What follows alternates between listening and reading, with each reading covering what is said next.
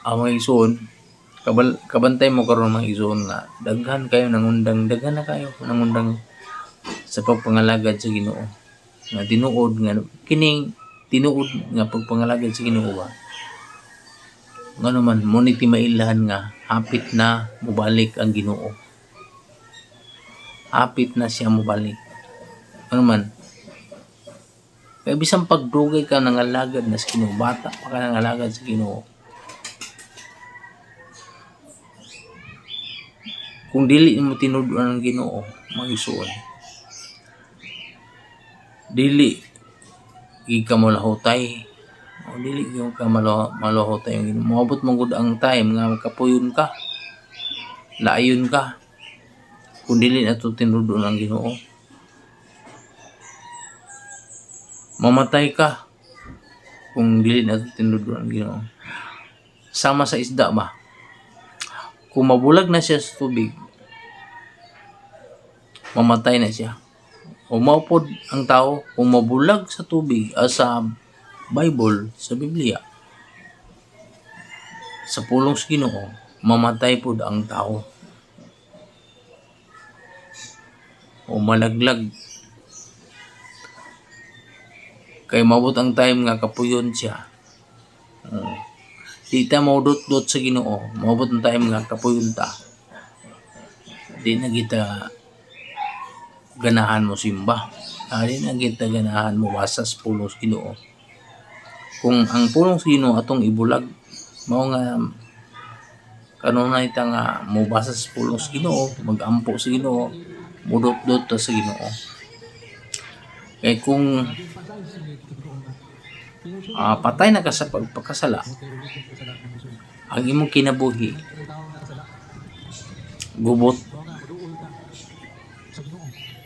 gubon ni Satanas ang imong kinabuhi hangtod nga iya na gid ka ba maiya ka ni Satanas muning gingon diri gi-emphasize ni Pablo diri sa giingnan niya si Timoteo nga ngayon sa 1 Timoteo 4:13 ngayon diri siya gi-emphasize ni Pablo diri sa 13 ngayon pagkugip sa pagbasa sa kasulatan atubangan sa kadaghanan ingon man sa pagwali o pagpanudlo hangtod nga moanha ako diha yung pasay si Pablo nga pagkugi o basa sa kasulatan gingnan ni Timoteo o sa Old Testament ingon po dito ni Joshua emphasize ni Joshua nga tuni ang malaod adlaw o gabi tuni ang malaod sa Ginoo ba tuni so asa magkuan ang balaod sa Ginoo na sa Biblia amo ni gi-emphasize ni Pablo po dire sa 1 Timoteo nga gi ingnan niya Timoteo nga pagkugi basa o panudlo pagwali o dili lang kay kita mga Kristiyano dili lang kay mabasa lang tas Biblia unya wala na tayo laing buhaton kinahanglan nga gamiton na to ang atong kaugalingon nga mahimaya ang Ginoo sa atong kinabuhi agi balos nato niya sa iyang kaayo nato ba o ang Diyos siya niya nagpakatao aron lang ka maluwas kay walay tao nga matarong o pinaagi siyang kamatayon naluwas ta gusto pinaigi siyang pagpalangsang sa krus naluwas ka mao ni nga si Pablo nagtudlo gid ni Timoteo nga pagkugig basa sa kasulatan, no? Di pagwali, no? Pagwali, pagkugig basa sa kadaghanan. Oh. Muni emphasize ni Pablo nga pagkugi og basa o pagwali. Kuan ba nga mainiton ka magpangalagad sa Ginoo, gakalayo ka pirmi ang mga lagad sa Ginoo tungod kay ikaw may target ni Satanas, ikaw may target niya nga mailog ang imuang kanay mong kalagba o mailog ni Satanas. Kay daan naman ang iya ni Satanas kanay imong kalag, kaysa diya nga nalimbungan si Eva o si Adan, ana nag-iya si imong kalag si Satanas. Mo nag-ingon diya sa Roma 3:23 nga walay matarong, walay tao nga matarong. Oh, ang tanan nakasala. So sa to pa impernong hunon tang tanan may suod. Isugba ka sa kalayo nga way pagkapalong. Kauban ni Satanas. Mao na nga atong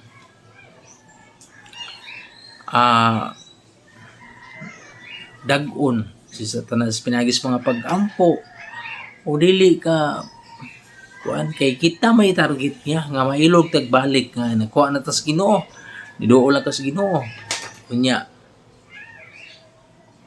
niabot ang time nga naluya ka o niabot ang time nga gikapoy ka. Ano man, tungod kay wala na kay basa-basa sa Biblia, wala na po kay ampo-ampo.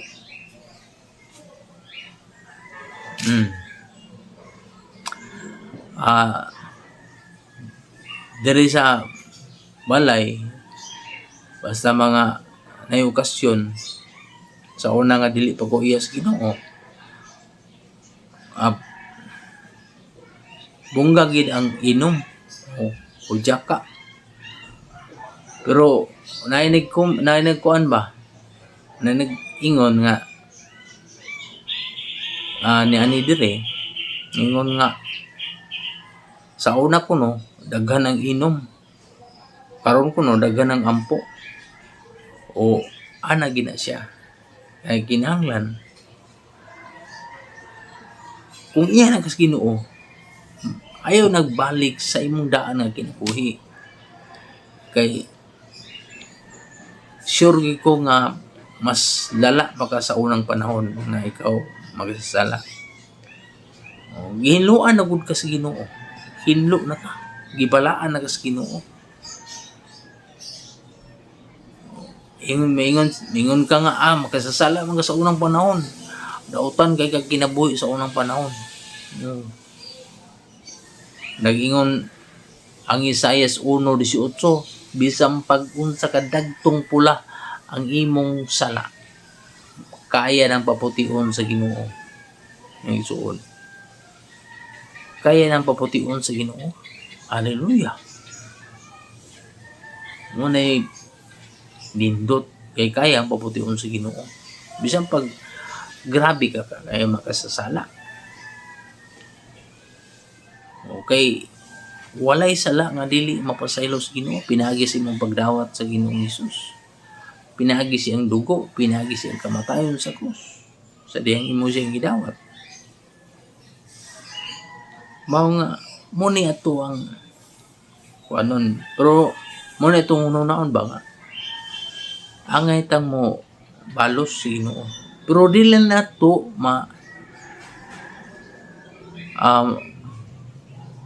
mabasol tungod kay kasagara na to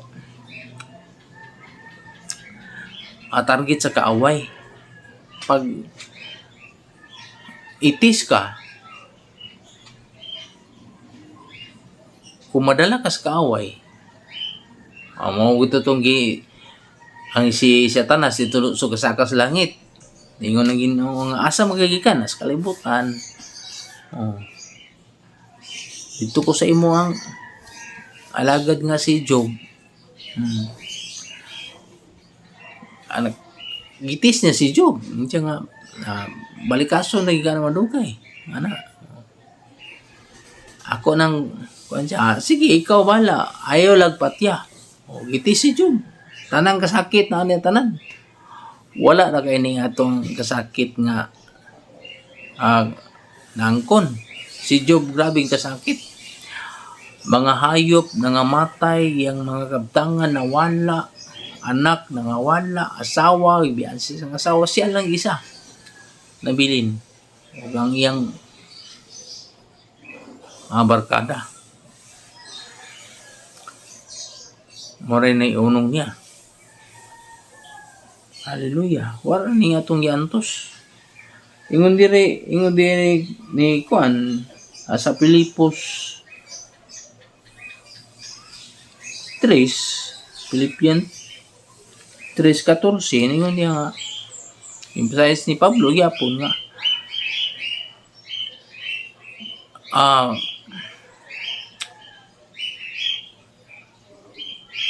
dagan lang yun atong basahon des Pilipos. Dagan sa dag-anan atong ning basahon.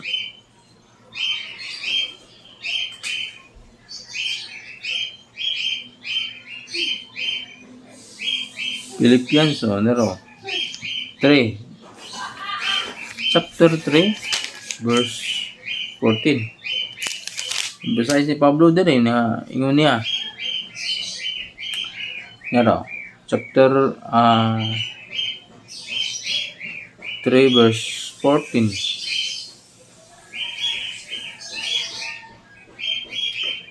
Pilipos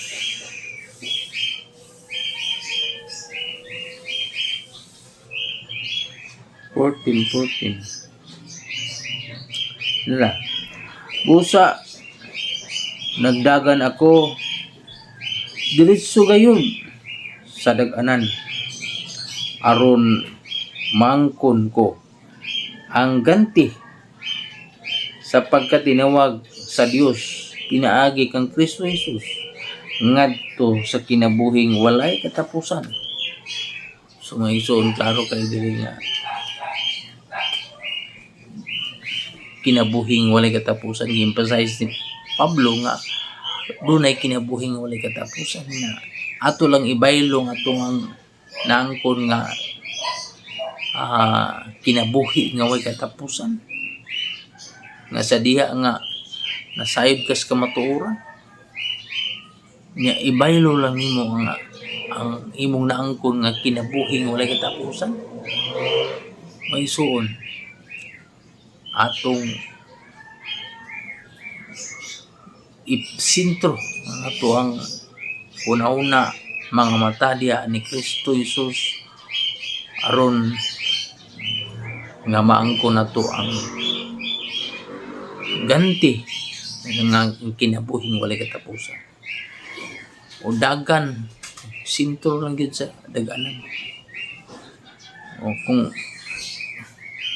madistract ka, basa sa Biblia, ampo. Una, ayaw pa kuana imong nagkasala ka. Nagkasala ka karon, guilty na ka, di na ka maampo, di na ka mo kuan. Or nanluod ka. Di na ka mo ampo, di na ka mo tawag sa Ginoo. So buto sabot nga nagpalayo na ka sa Ginoo. Hallelujah. Mga mag-isuon atong i-focus itong una-una diya sa Ginoo. Himaya ang Ginoo ba? Na sa panahon sa iyang pagbalik, maubanta niya, kaya hapit na ginubalik ang Ginoo mag-isuon. Oo, hapit na mabalik. kamay na lang kulang may ison. Ngayon naman sa ubang mga nasod, yang nagkuha na dito nga nagtatak na sila sa mark of the beast, nagkuha na. So mga lang ito mga ison.